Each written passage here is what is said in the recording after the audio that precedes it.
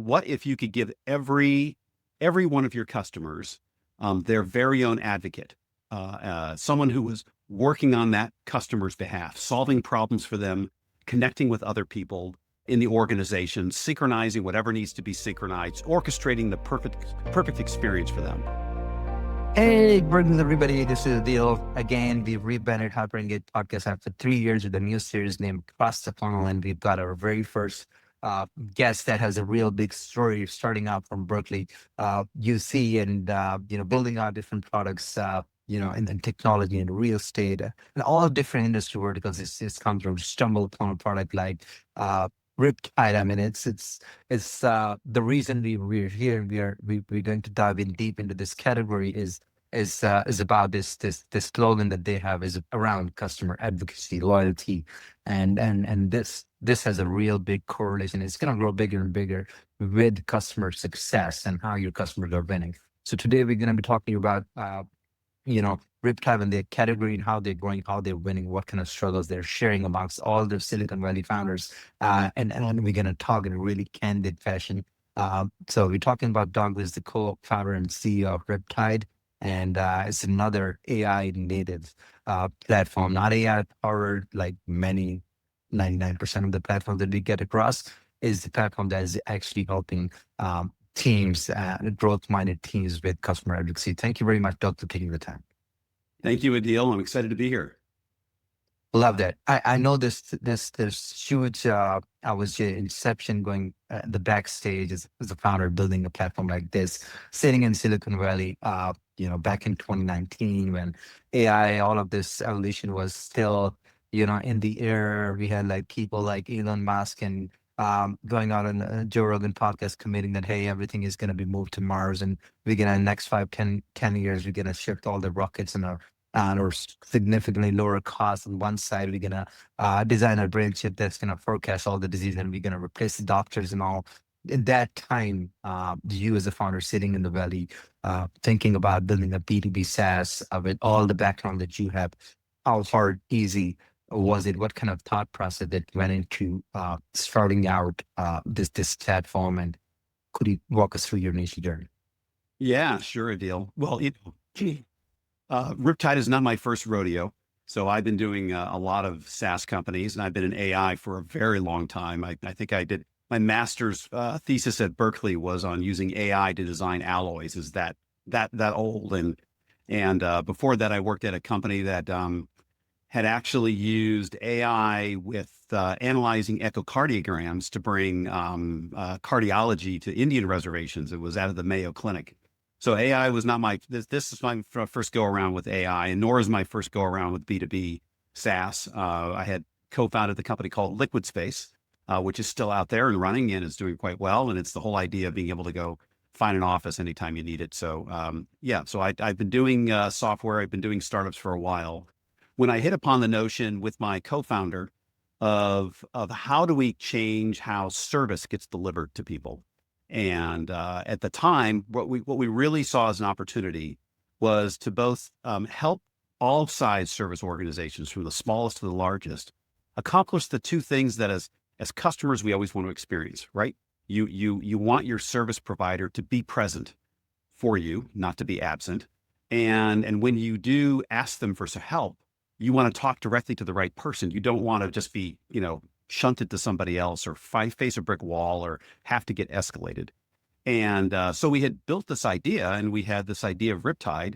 And and the core of it was, how can you bring people together in the context of service, all the people that need to be engaged? And so we had this idea of multi-party conversations of people being able to talk to each other.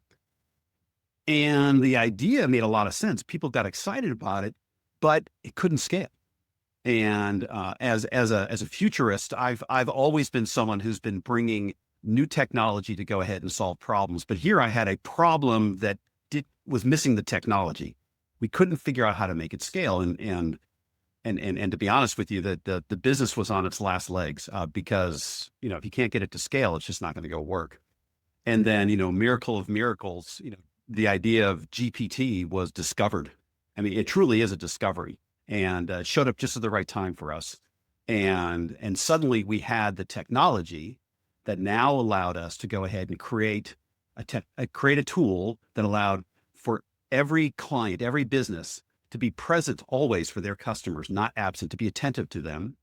And when the customer then comes to them, to not have to escalate, but rather to be able to advocate. And the basic idea there is, if what if you could give every one of your customers their very own advocate, someone who was working on that customer's behalf, solving problems for them, connecting with other people in the organization, synchronizing whatever needs to be synchronized, orchestrating the perfect experience for them. And then if you could do that, every one of their customer journeys would become customer led. And but now you can do this at scale with AI customer advocacy, and that really changes everything. And so for us, the journey was one of this amazing new discovery, suddenly being able to solve a problem that we had identified before, and being able to bring that to the market. We actually patented the idea. We have the patent on using a large language model to orchestrate a multi-party conversation, and we put it into production. And today, if you're living in the Midwest, there are, and you need AAA roadside assistance, then our AI customer advocate Ripley will be the one that's going to be providing that roadside assistance for you on behalf of AAA. I love the fact that you have patented it at the very first place, because I know that training your LLM for one industry vertical or customer is, number one, is a lot of cost today. You do it with OpenAI, do it with all LLMs, they get you trained for hundreds of thousands of dollars. It's a lot of cost. Secondly, to do it on their own. Secondly, how you're talking about agentic frameworks. You're talking about vertical agents built within customer environments or for their use cases that needs to have specialized outcomes for them to bring the advocacy. So thinking along those lines of being highly efficient and specialized in terms of outcomes and actions and tasks, how did you come? I know that it was late 2020, early 2021 when you're talking about the first version of ChatGPT came up, and how did you actually overcome it or fine tune it to the one that it is today in terms of outcomes, in terms of efficiency, in terms of course, data sources and understanding those data sources and context, which is everybody is talking about that, the context window, and also how is it today? In terms of how you guys evolved over the last 3 years.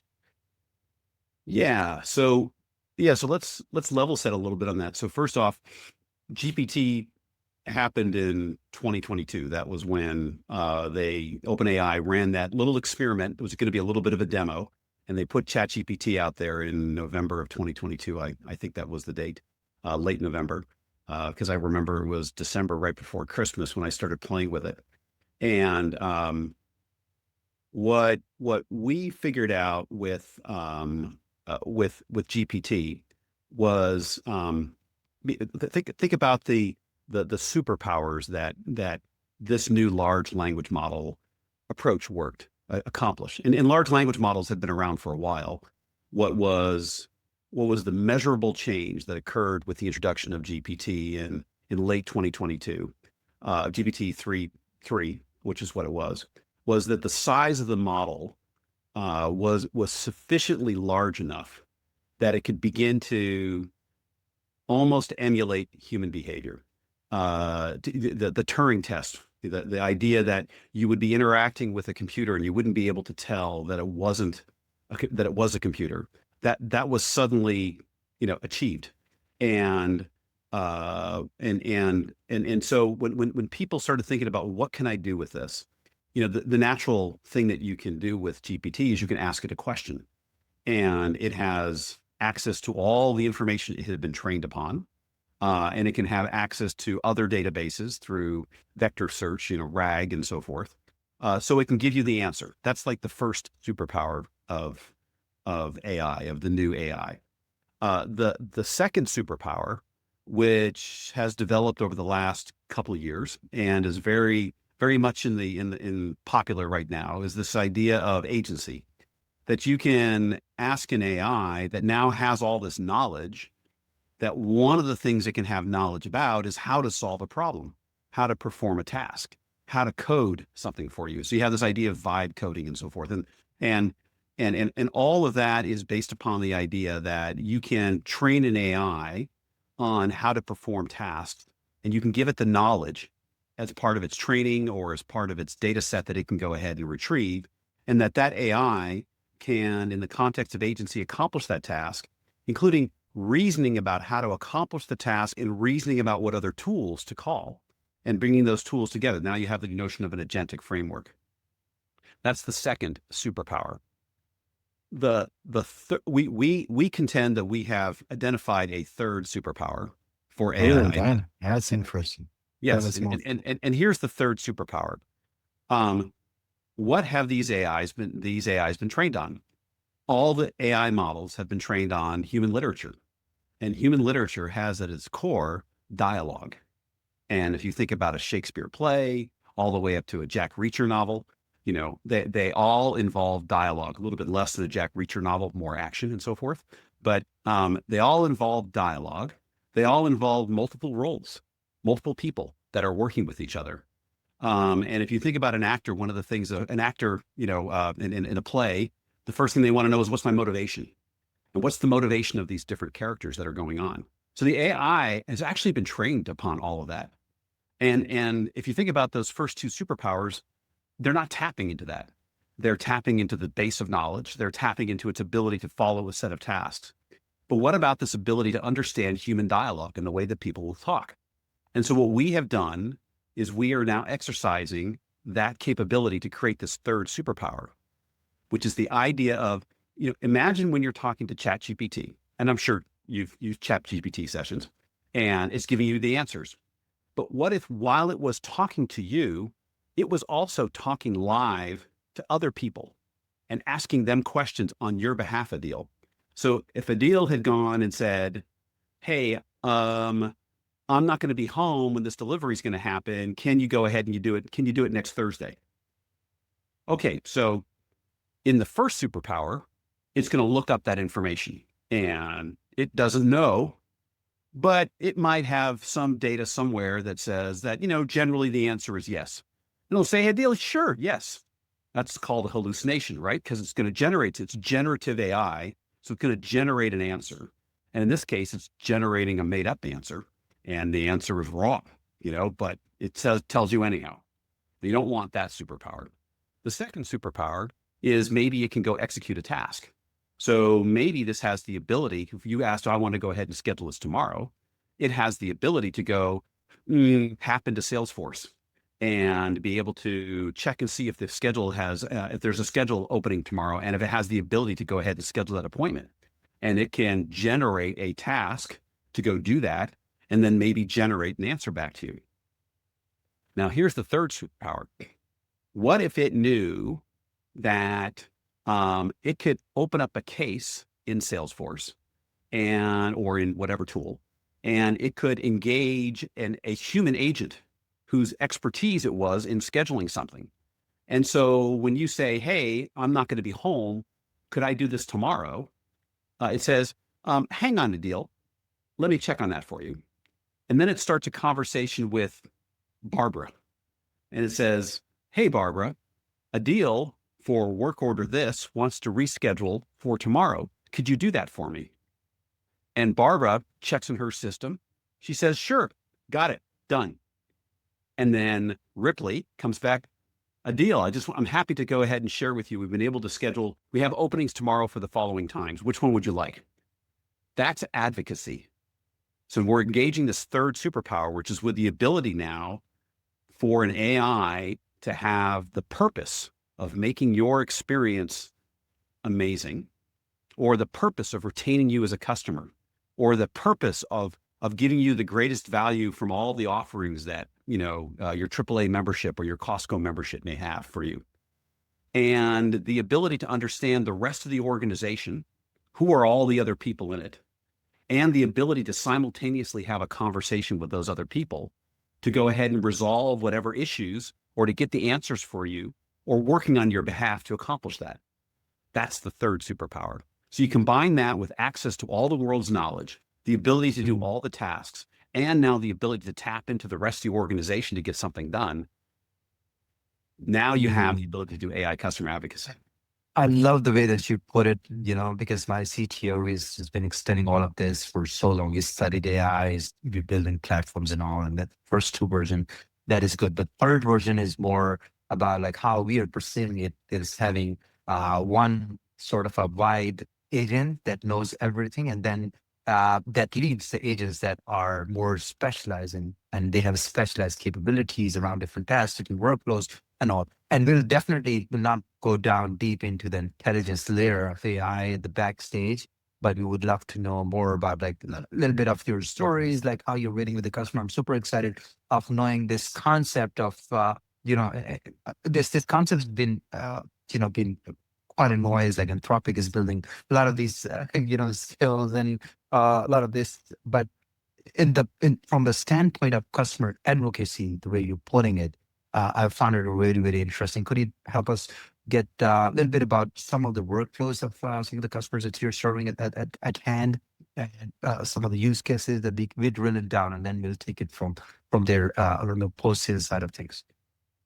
Yeah. So when you start to think about actually what does it mean to have an AI who can orchestrate an experience for somebody and can tap into knowledge, can execute tasks, but now also can coordinate and orchestrate other people in the organization to get things done for you.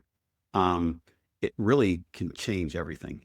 But let's just start with one of the first things. We actually have a little button we've been handing out. We went to a conference. It says, I don't know if you can see it here. It says basically, I got to take off the blur, but don't escalate, right?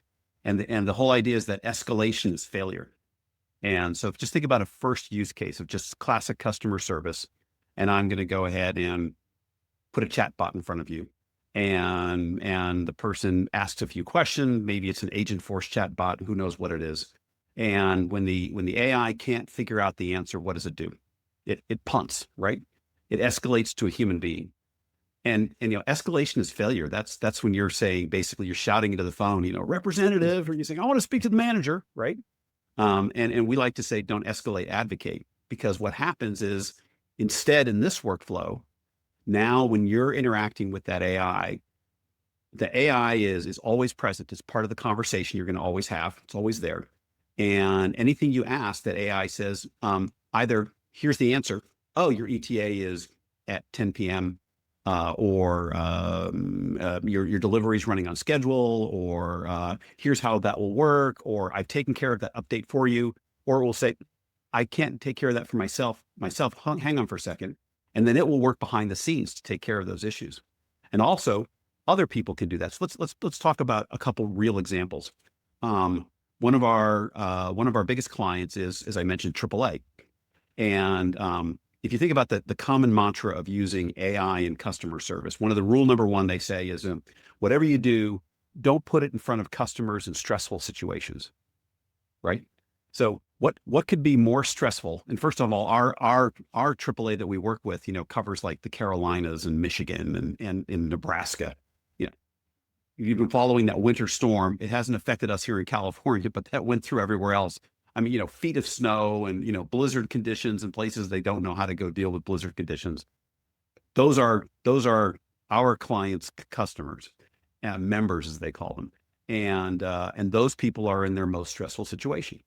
And they'll get a message from us, from Ripley, that says, hey, Adil, we're, sorry you're stuck in the ditch. We're on our way. We're trying to find a tow truck to go ahead and get to you right away. And you're stuck in the ditch with your kids crying in the back seat, and you're basically texting back and you're saying, yeah, well, it's freezing out here. When are they going to get here? And it's in that context that our advocate is working on behalf for you. And so think about what our advocate does. It can go look up in the system to find out the data. Our advocate can open up a case with an agent. Our advocate might recognize that your tow has already been assigned to Joe's Towing, and Joe has a truck on the way. And and it can go ahead and ask Joe's towing, because it understands that, okay, Absolutely. I can talk to the agent, I can talk to Joe's towing, I can talk to the driver. The driver gets there and says, hey, I can't find a deal. Where is he? And Ripley will go back to the driver and say, let me check on that. And it will send a message to you. And you say, oh, I'm here in the Dunkin' Donuts.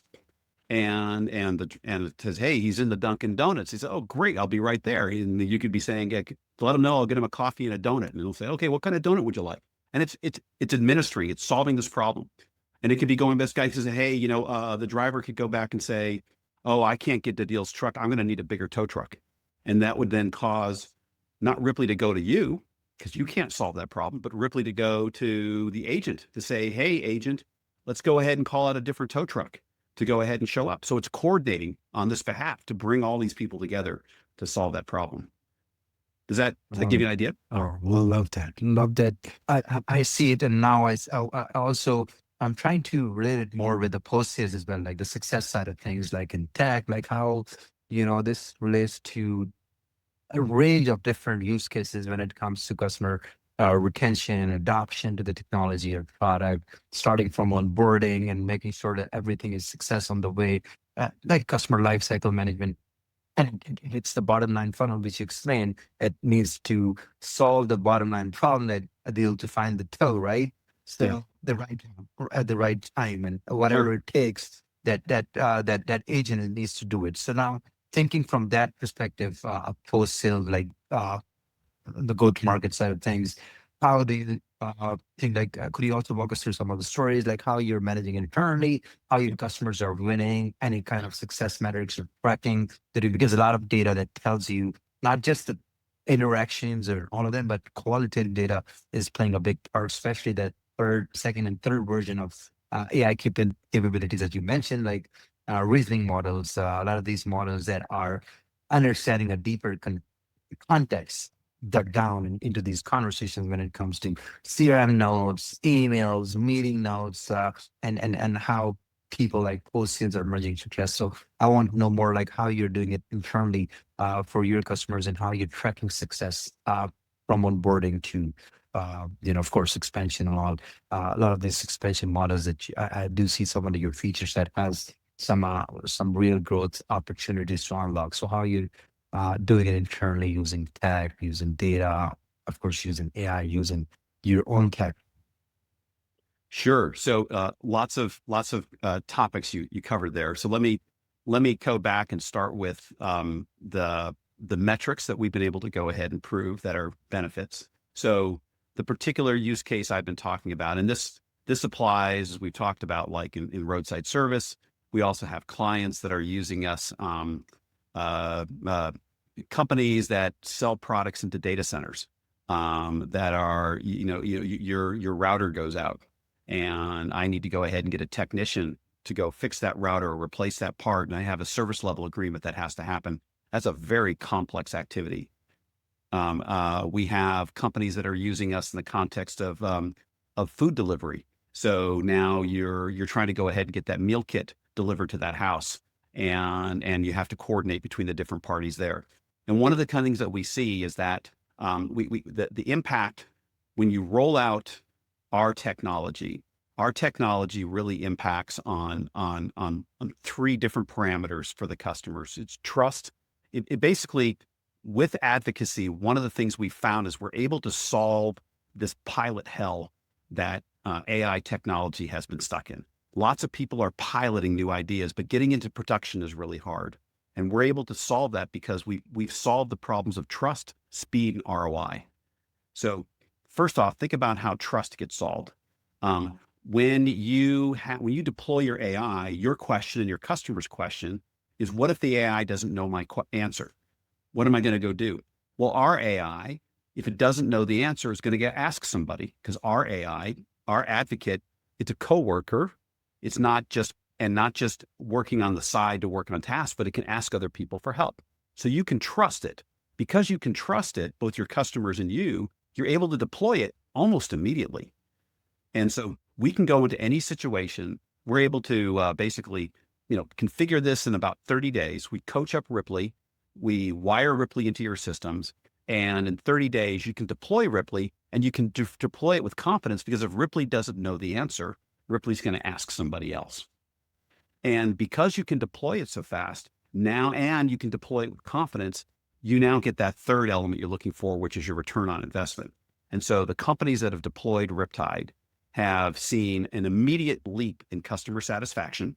That's the most important parameter, right? We're only focusing on companies. Our clients, if you're not a customer obsessed company, we're not interested in working with you. You wouldn't be interested in working with us, right? But if you are customer obsessed, we're going to help you get that increased customer satisfaction, which will lead to greater market share. But at the same time, we're able to go give you savings internally, right? So now your call center agents, instead of having to go ahead and deal with all these cases on the phone or whatever, are now able, Ripley is handling a significant portion of this, is able to contain those, is able to act. And then when it isn't able to act, your agents aren't having to interact directly with the humans. So we create a new metric we call the advocacy index. So you think about customer service, people talk about what my containment looks like and what my deflection, what's my average handle time and stuff like that. What we're doing is we got this advocacy index that basically says that we can get to 95% of the conversations that your customers are having never have to happen with another human. They're happening with our AI Ripley, who may be talking to other humans to get the answer. But now you dramatically lower the time and the ability for your agents to work concurrently on multiple tasks. So that increases this other metric called occupancy. And the organizations we've worked with have saved anywhere between 40 to 100 full-time equivalents, in terms of resources that they're able now to take those people and put them on to other more important, more complex tasks. So the ROI happens almost immediately. It happens very fast, and you're able to trust it to put it into place. So the metrics work there. And we've been talking about this use case of deploying it, like you said, kind of in post-sale in the service context. But the customer experience exists across the entire spectrum. And think about how, when you're introducing a product to a customer, one of the common things you do, and we have this, we've seen this with a number of different companies. One of the common things you do is you give them a free trial, right? You go through and you say, hey, tell you what, meal kit deliveries is one of those ones. Everybody goes through, I've never tried a meal kit. Maybe I'll try your service out. And I get $500 worth of groceries for $75 for this week, right? Big expense. Maybe it's less than that. Maybe it's $200. I don't know what the economics exactly are in that one, right? But I get some discount, but I'm going to try it out. And one of the things you learn from people in this business is that if that client keeps ordering meal kits for more than 4 weeks, then their likelihood to retain as a client is significantly higher. So what do you do in that first retention experience? Well, you need to help the customer figure out, well, how do I order? Well, what do I want? And what kind of things are available to me? Well, now that's where Ripley is engaging with that client on their behalf, always present, never escalating, right?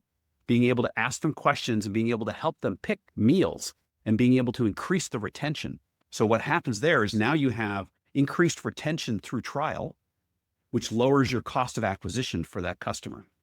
Because if you go through and you do, 1,000 trials with all this extra expense and you only get a small amount of retention, then your cost of acquisition is very high. If you can increase that retention, your cost of acquisition goes down. So it works on the front end. Oftentimes, a lot of customers, when you think about retention, will stay when they begin to buy other products. So a lot of these companies that we're working with, have a very large product portfolio, and we're helping them now help their customers discover other services that they may have. So our client AAA, not only does it do roadside service, it also can book travel and get you a rental car, and it can get you discount tickets at Disney, and and it can also get you an insurance, and sometimes, and they're a bank. They do all sorts of things. And if they can get a customer to do 2 of those things, then the likelihood that that customer is going to renew goes way up, right? So it helps threaten that entire spectrum. So really the idea of advocacy is just a whole new way in which you're able to engage customers across the spectrum, whether you're talking about, high-tech service, whether you're talking about, consumer services like meal kits. We're working with, we're starting to talk now to a law firm that does immigration law, and now you have people who are, again, in one of their most desperate situations, needing to be able to get help. How would that kind of work, right? So lots of opportunity. Love it. Love it. The way you're building this intelligence in terms of, at the back end technology. You mentioned that there's a lot of coaching that goes in the first month.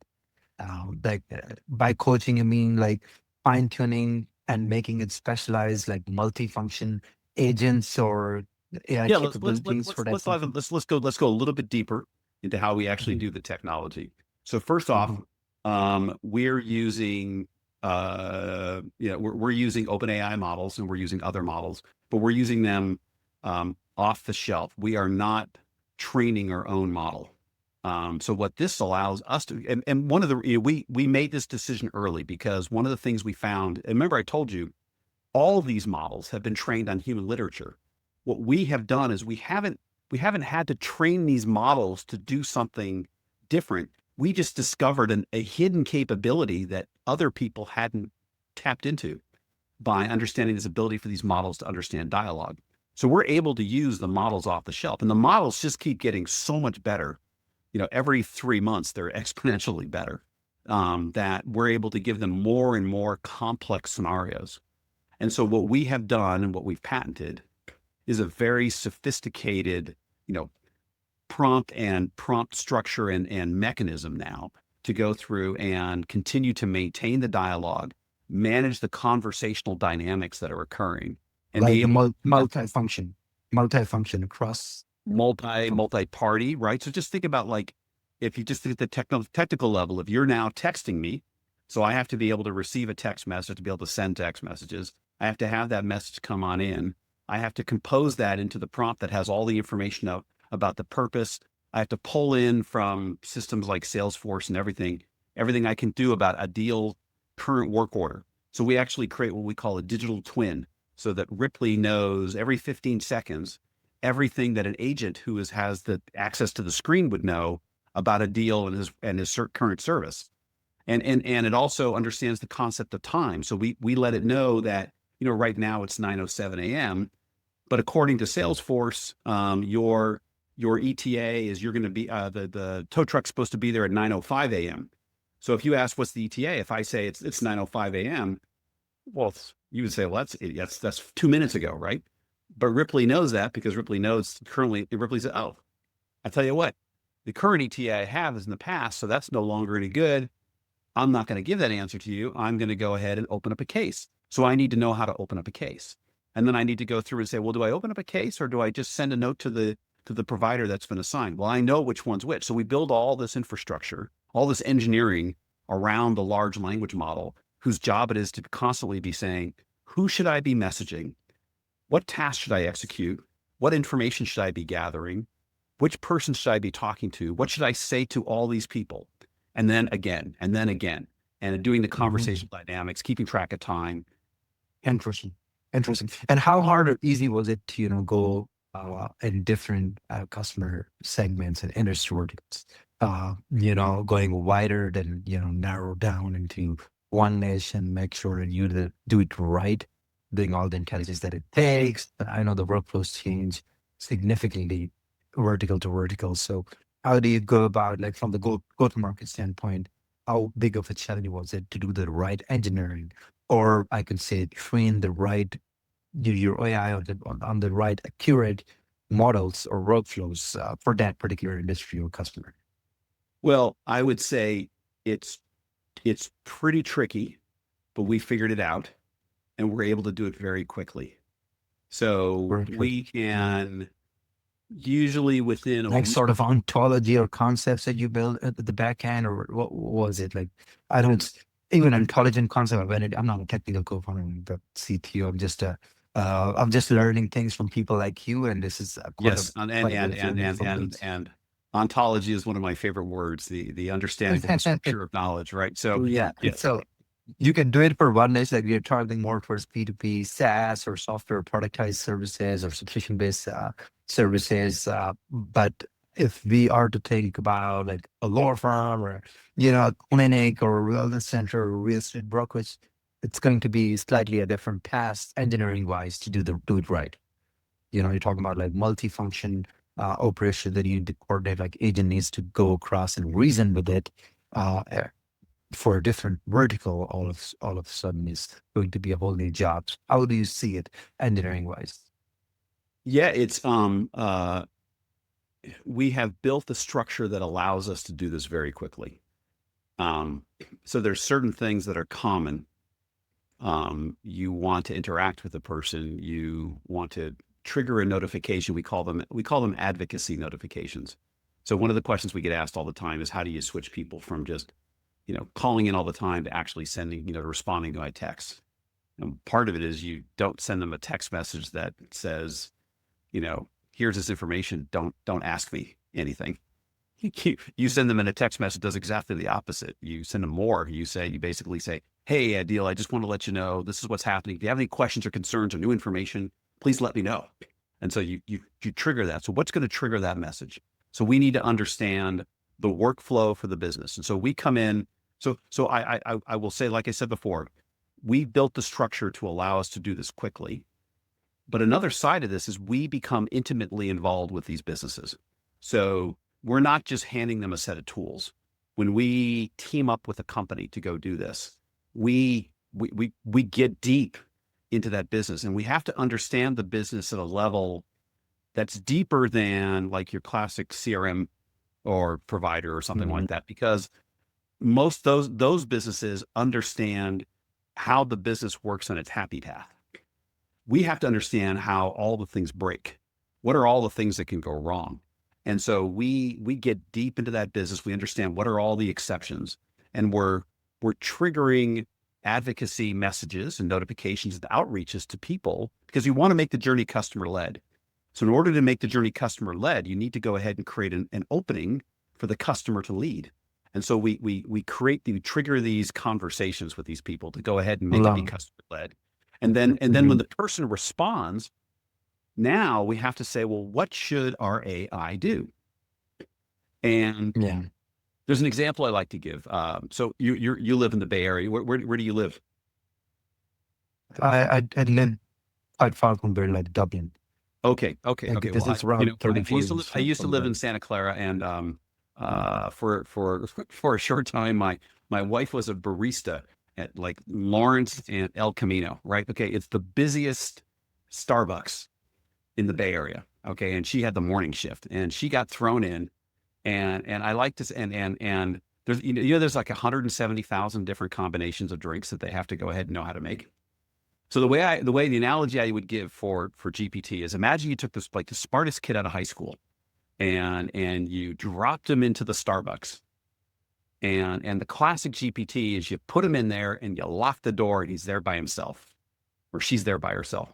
And the first person pulls up to the counter, to the window, and says, I want a cup of coffee. Kid goes, I got that, reaches over, pours the cup of coffee, hands him the cup of coffee. Next person pulls up and says, I want a mocha frappuccino, light whip, oatmeal, da-da-da-da. And two things are going to happen. Either the kids are going to go ahead and try to make that drink and we'll botch it, or I don't know, right? And with AI today, it'll just it'll create a bad drink. But what we've done is we've said, what really happens in a Starbucks? They put that kid in there, and the first person comes through, hot cup of coffee, pours him a cup of coffee, hands him the coffee. Second person wants that mocha frappuccino. And that kid goes, hey, boss, how do I make that mocha frappuccino? Right? Because there's a manager there. And the boss shows him how to make the mocha frappuccino. And now the next time he knows how to make it. We've done the same thing. You put Ripley out there immediately. You wire him in so he knows where the coffee is and the coffee makers and so forth. He knows, he has the digital twin, so he knows all the information. But you ask Ripley a question. If Ripley, and we do in that first couple of weeks, what we do is we coach Ripley on all the basics. And we find is, like, with that, Ripley can maybe act, as we say, contain on its own, maybe 10% of the questions. The other 95 to 90%, it's going to go, hold on for a second. Hey, boss, how do I do this? Can he give you the answer? Right? Over time, yeah. Over time. But then what we do is then, the next day we learn, these 7 questions, this is where the information is. Here's the answer. And we quickly iterate. Now, the next day, it has 15% it can act on, and the rest is advocate, right? And it keeps creeping up. And so we get to the point where that advocacy, the ability for it to contain, increases dramatically. And so that's how we were able to handle all these different scenarios very quickly. And then it's a continuing process. We don't walk away from our customers once they deploy into production, because policies changes, business changes, new products come out, and we work with them to go through and continue to make sure that Ripley it's like coaching an employee. We're constantly coaching. Yeah, it's just like, just like that. So now from a onboarding standpoint, like for Ripley, like your platform, how you're onboarding, what are the key steps that you have defined to make sure that you're successfully onboarded with the client? I know a lot of this goes with training and understand their workflows, getting entrenched with them, data integration. You mentioned Salesforce. Also put some more into like what kind of tech stack that you're working around, like in terms of integrations, CRM, chat, product analytics, platform interactions, building related economic events, and all these data points that you're analyzing to give a 360 view of, or maybe multi-function agents that you're talking about, like they do multiple tasks and they're specialized in multiple roles. So now for your onboarding, what are you guys doing, like in terms of how you're streamlining it, how you're tracking it, how you're making it success? Because I know, based on what you've shared today, onboarding could be super critical, and delivering the first value becomes equally important. Yeah, it's pretty much we laid out. We need to be able to tie into the systems. If we already tie into them, then we basically just configure that integration. If we don't, then we add the integration. It doesn't take long. All these systems have open APIs at this point. We have to understand and create that digital twin, so we have an understanding of whatever's happening in the core system with the changes, to go ahead and create those notifications, whether it's in the pre-sales, the post-sales, afterwards. We created a new product that actually connects partners, so we're able to go ahead and do that as well. And then we do that. Partners by mean, I'm sorry, partners by meaning like professional services. Like, what do you mean by partners? So a lot of companies, the reason these companies are so complex today is in the name of creating more value for their customers, they've made their businesses significantly more complex. A classic example is same day delivery, right? It used to be, if I wanted to get a product from a store, I would go to the store and buy it. Well, now I can order it online and it will show up in my door. But that company I'm buying it from, Total Wine, doesn't actually deliver the package to you. Total Wine talks to somebody else, who talks to a 3PL, who talks to a delivery driver, who goes contract someone, and they all have to pick it up. So now I got all these partners I have to go ahead and coordinate in that process. So it's basically creating that coordination, allowing those partners to go ahead and leverage. In the example of what we're talking about with AAA. So if you are stuck on the side of the road in your Hertz rental car, and Hertz doesn't tow your car, but someone picks up the phone and says, Hertz Roadside Service, how can I help you? And behind that is AAA, right? So there's a partnership that has to work. So now you have to coordinate between Hertz and AAA. And that's also, so there's Ripley and AI in there to let that whole thing happen. So there's all this kind of organizational stuff that can occur. But from an onboarding standpoint, it's basically understanding your organization, the roles, the process, understanding the systems we have to tie into. And we're able to, for the most part, wire up for a straightforward operation that follows the kind of patterns we've done before. Within 30 days, we're able to go ahead and get an organization wired up and Ripley trained and able to get it deployed. And then you have... That's pretty fast. I was thinking of minimum 4 to 6 months. No. 30 days is where we're at. And then we do is, we run what we call a proof of value pilot, where we get it wired up in 30 days, and then we give another 60 days of unlimited use. So you can begin to gather all these data insights and the metrics and begin to see the value, and then say, all right, let's keep it going. And, there's organizational change, but we find that one of the exciting things for us is how fast all the different agents and providers and drivers and other people get it, because they're just messaging like they're messaging to a person, and they're getting answers, and they're participating in this, and they love it. And so it's a pretty positive experience. And now you're fairly, I know that you have a team, pretty strong team, up to 20, 25, up to 30, less than 30. and thinking about enablement and education, and of course, there has to be people that are closer to technology that are working with the organization to understand their workflow and all. But these are like technical supports, or what kind of roles that you have in terms of working with the customer for their success, or maybe enabling success, or enabling sales, any kind of trainings, anything that you're doing, any initiatives that you've taken in the past few years? You know, it's like bringing any new technology into a new client. So we have a customer success team.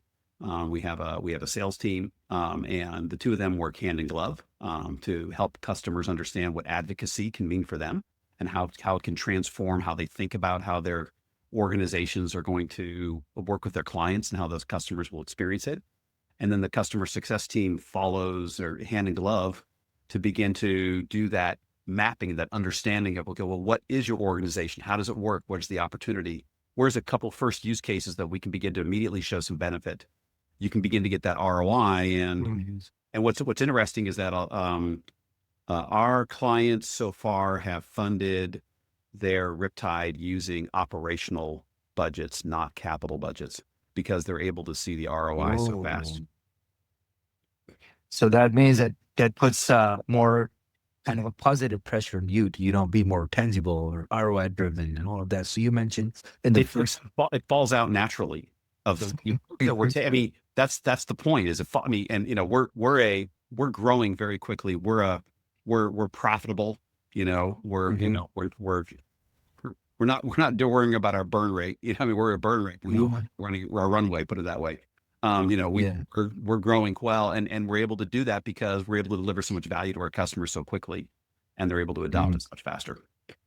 Interesting. And you mentioned that first month is more towards integration. Next 60 days, you actually pilot them with all the integration workflow, go and visualize and validate all of this, and how they're perceiving value. And then comes, at that point, customer success team comes in. So the customer success team is in from when we're actually having the initial conversations about how we make work, because we need to define what we're going to do in that first 30 days. Our customer success team is the ones that help understand how we're going to configure, how we're going to coach, train Ripley, and so forth. And then we do that work, and then the customer success team stays with them during the next 60 days.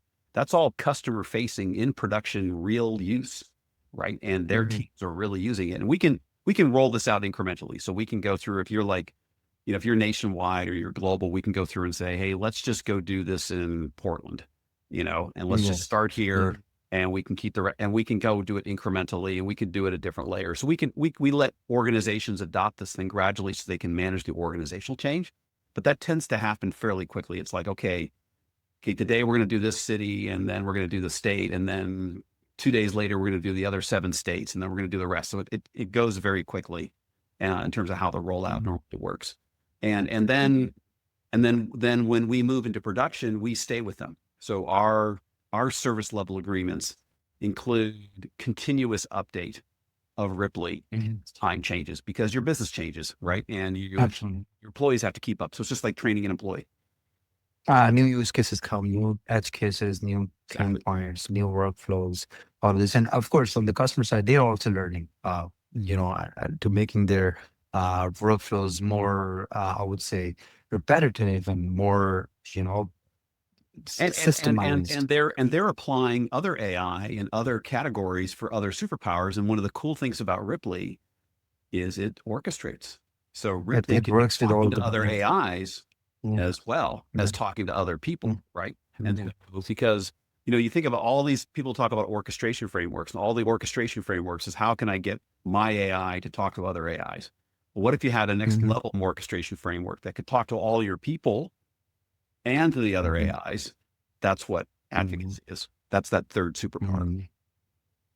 Perfect. So are you thinking of tapping into other industry verticals beside these more consumer based, or more at a mid-market to enterprise level, like talking about tech companies, talking about teams living in Salesforce, HubSpot, ClickUp, Asana, Slack, all these data sources to work on this orchestration, and that could be super powerful. I'm telling you, like the products that we get to meet and other products that even we are building, they're kind of limited to the second capability that you mentioned. They're growing, to having like uh, multi capabilities into agents, or building multiple agents for vertical agents.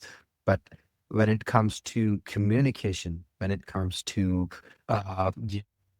fetching context or fetching reasoning from different agents per se, or different you know organizations, that is still a big huge gap, and this can replace a lot of tooling, to be very honest. So how do you see it as a founder? Because I know that, I'm not sure like how strong rooted you are in this industry vertical, but from someone like me, not know so much about this vertical, I see that the sales cycle is huge, the red tape is huge, and of course it comes with a benefit, like it is sticky, and chain management is going to be huge for that, move it to another platform. But like, how do you see it tapping into other verticals or adjacent, since you have already done the hard yards, right? You already built an engineering layer that can work for like these uh, big, I would say, companies working across cities or across different states or even nationwide. So now thinking about using this engineering and this concept that you built and patenting now, to use it for other verticals. A lot of these verticals, a lot of these founders listening to this conversation. Yeah, well, as other successful founders will tell you, the secret to your success is focus, and getting diffuse is your death knell. So, part of what we have with this third superpower with advocacy, a capability that can be widely deployed in. I mean, it's really limited by your imagination in terms of where it can go. We are very focused on manufacturers with complex products that have field service organizations, and on consumer services with fairly large customer bases that are trying to go ahead and deliver that. And we see a huge opportunity for us. I mean, we've been basically triple, and in terms of our growth, and we see an opportunity to continue to go ahead and do that at a fairly good pace. Now, as we continue to expand, we're always those are pretty broad categories themselves, but they have patterns to them where we can focus on things like we talked about. The ability to we have a couple of products we call Riptide Resolve, which is about resolving issues during the post sale, the service, and we have Riptide Retain, which is about retaining customers either pre-sales and post-sales type of thing. And basically, where Ripley is helping you understand how you get most value out of the business, and Riptide Request, which is about onboarding new clients, and Riptide Relay, which is about partnerships. So we're really focusing on where can we apply those four main use case patterns, again and again and again in these kinds of clients in these domains. But the idea of applying advocacy more broadly, we're already starting to have conversations with people about licensing our technology to go ahead and take it into some other domains that are outside of where our focus is. Yeah, that's always a possibility. But I mean, like I said, this is not my first rodeo. I think this is my fifth startup. But when you your success will happen when you find Focus. when you find a rich vein. Just keep tapping that, and then you use your clients to go through and advocate for you, right? Another term of advocacy. And to be your champions, and that will continue to let you accelerate.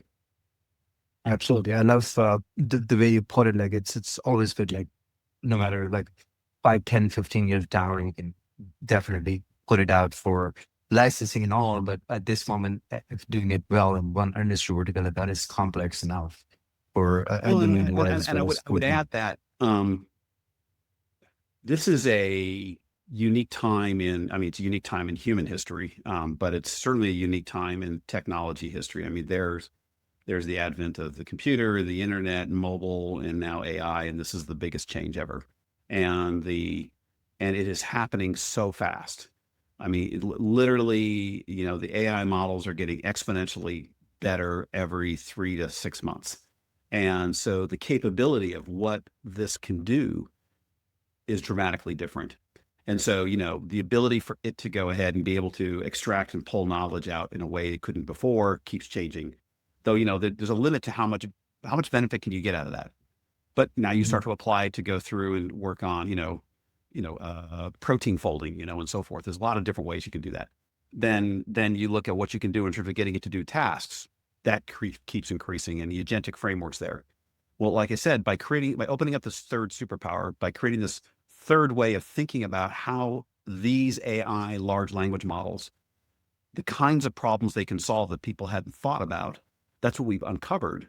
And we're at the limit today of what GPT 5.2 can do, right? Mhm. And remember, because we're having an interactive conversation, I can't go off for 20 minutes to go through and reason about something, right? I mean, latency is very key, because if you're waiting for 20 minutes to go through and find out your ETA, you're not, your truck's going to already be there and gone, right? Yeah. So, so it's about speed of inference and so forth. But we're finding is the models keep getting better. So, it's not just text, it's going to be voice, it's going to be all that is happening. And so we're riding that wave, and, and that's going to keep opening up more and more opportunities.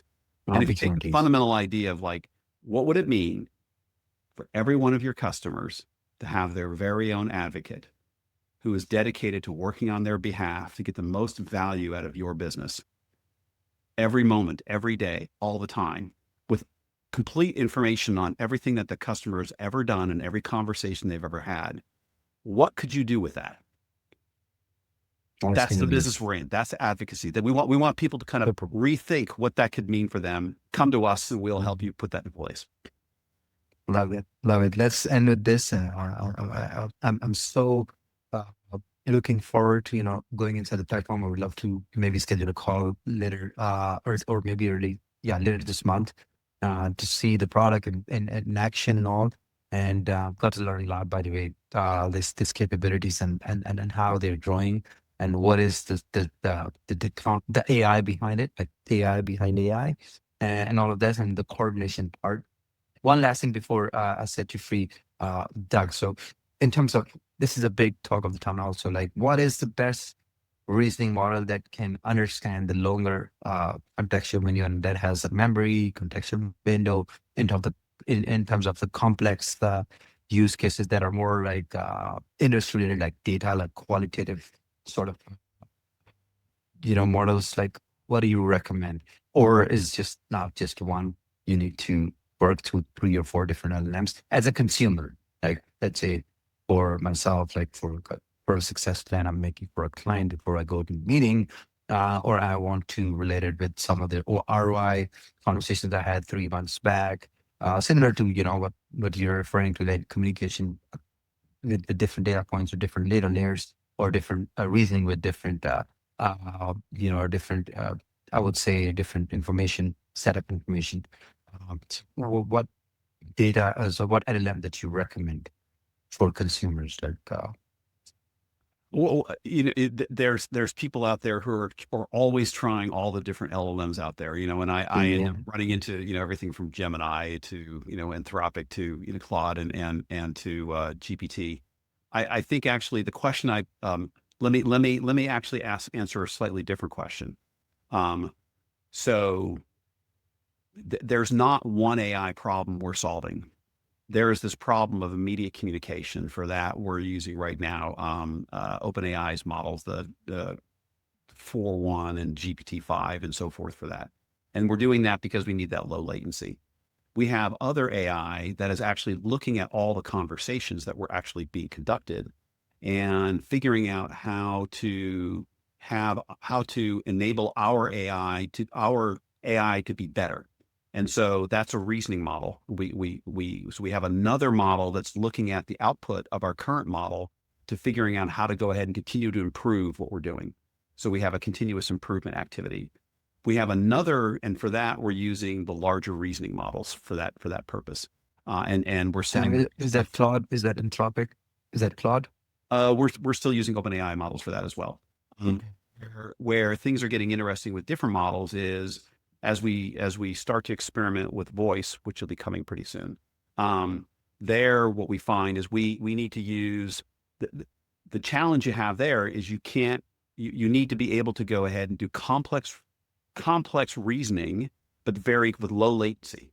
And so we use Open Router as a technology to allow us to go through and test out some of the new open source models like Kimi and so forth, on very high performance infrastructure that exists out there. And so, I guess the point is that this space is developing so quickly and so broadly that from a technologist point of view, not the consumer point of view, but from the technologist point of view, there's so many different tools in your toolkit, and you want to basically be able to tap the right tool to be able to go through and use what's there and be open to use it. And, and frankly, be able to tap whatever, our infrastructure is built on AWS and on Microsoft, but we're also tapping into very high performance inference infrastructures from other parties as well to be able to accomplish what's there. And like every time you start to think you have to do some really complex engineering or think that you have to go through and train a special purpose model,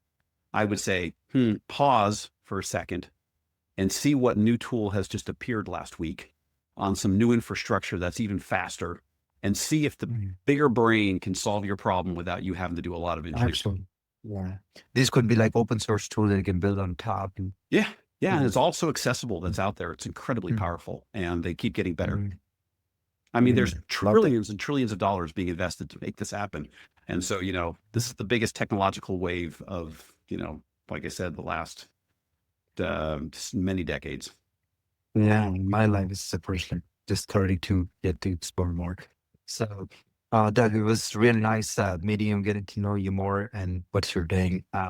Before this episode, I did just look what's public, and getting to know you and your intuition around AI and how you're making it think with Replit.